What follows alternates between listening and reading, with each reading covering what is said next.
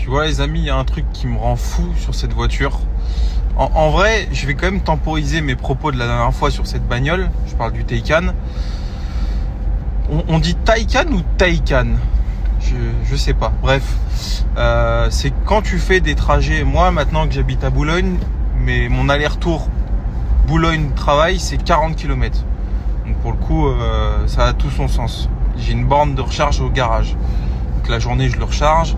Et en vrai, avec une recharge complète, je fais 3-4 jours dans ma semaine. Donc ça a du sens.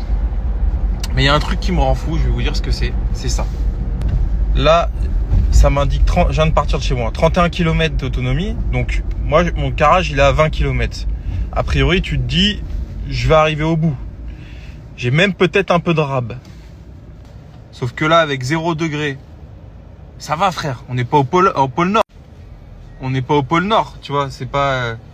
Enfin, encore une fois, cette voiture, elle a été développée entre autres en Allemagne. Après, je suppose qu'ils l'ont développée dans les pays du Moyen-Orient, dans les fortes chaleurs, dans les pays du Nord, je sais pas moi, dans les pays où il fait du -10, -20, etc. Je pense que même le gros du marché de cette voiture, c'est les États-Unis, tu vois. Donc États-Unis, il fait très très froid en hiver. Bah là, avec 30 km d'autonomie, tu vas voir que je vais arriver devant mon garage en panne sèche, limite en roue libre. Et ça rend fou en fait. C'est pas possible frère, on est en 2024, 2025, ils envoient des mecs sur Mars bientôt, tu vois. Et ils peuvent pas faire on appelle comment, un tachymètre, ça s'appelle? Non, c'est pas un tachymètre, mais bon, t'as compris quoi, une réserve, une jauge qui soit fiable. Bon les amis, j'espère que vous allez bien. On est au boulot et c'est pas un mais 2 coups de fusil que je vais vous proposer. Je vous en avais parlé avant les vacances et ça s'était pas fait parce qu'on avait peut-être quelqu'un d'intéressé dessus, mais finalement la personne, elle a parlé chinois. Donc je vais vous proposer le coup de fusil en question. Vous allez voir, il y en a 2. En l'occurrence, il y en a une qui était vendue, mais bon, l'acheteur il répond plus, donc on va la remettre en ligne. Mais celle dont je voulais vous parler, c'est celle-ci. Les amis, M5 V10, ça fait quelques mois qu'elle est dans le showroom. C'est une voiture qui vient du Japon. On l'a homologuée, elle est immatriculée France. Il y a une carte grise française, donc il n'y a rien à faire de ce côté-là. La voiture sort de révision chez Europe BM Shop, donc un spécialiste BMW avec qui je bosse, qui est un des plus réputés en France. Alors, la voiture a un historique complet. Elle est dans un état de fou, vraiment. Voiture qu'on a achetée aux enchères dans un grade 4,5, donc c'est un des grades les plus élevés dans la notation. 5, c'est des voitures neuves, donc pour une voiture qui a 15 ans, presque 20, je crois que c'est quoi, 2006 ça 2005, c'est une phase 1, pas une phase 2, ça a 20 ans, voilà, donc c'est un truc de fou, la voiture vraiment elle est neuve. Révision à jour, tout le suivi BMW. Il y aura éventuellement, malgré le faible kilométrage, elle a que 75 000 km, les coussinets à faire. Là-dessus, vous le savez, c'est quand même une grosse dépense, mais je le précise. Voilà. Et ça vaut à peu près, nous on l'avait mis à 42. Enfin, au début on l'avait mis à 44. C'est assez dur à vendre.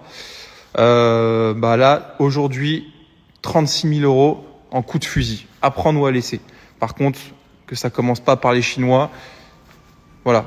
C'est un coup de fusil. L'intérêt, c'est que ça aille vite. Pas de reprise, pas de financement, c'est de la vente cash. Les amis, je suis de passage à Chartres. Je vous montre un petit peu comment l'agence elle tourne. Il y en a absolument partout. Et vous comprendrez mieux pourquoi c'est compliqué de louer un local quand on est marchand automobile. C'est pour cette raison-là. C'est que ça fait 1 mois et demi qu'on a ce local et y a déjà plus de place. Donc, mais bon, c'est un bon problème puisque vous le voyez, hein, le mois dernier ils ont vendu 20 caisses pour le 2e mois d'activité. Et puis voilà, regardez la visibilité qu'on a depuis la route. Là, il y a une route super passante. Donc les amis, c'est incroyable.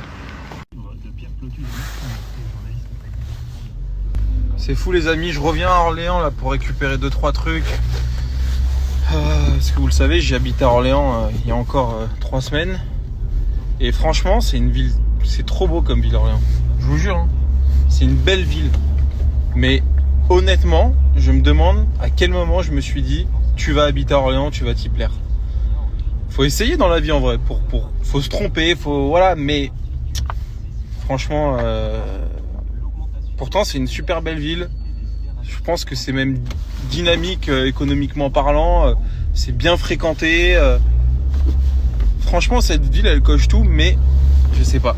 Quand je reviens, j'ai le bourdon. Je veux revenir à Boulogne avec mon loyer de plusieurs milliers d'euros pour 100 mètres carrés.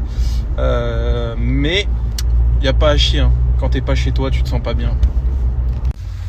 Ça les amis, j'espère que vous allez bien. Tu vois le problème quand t'es... Je me plains pas, hein, parce que vaut mieux ça que l'inverse. Mais quand t'es chef d'entreprise, tu te dis vas-y le samedi matin je vais bosser pour faire un peu les papiers, etc. Tu sais, tu te dis vas-y je vais venir le matin détente. C'est une journée où j'arrête pas, putain c'est ouf. Et je vais finir à 19h, je le sens gros comme une maison. Ah là là putain, allez, courage à tous ceux qui bossent.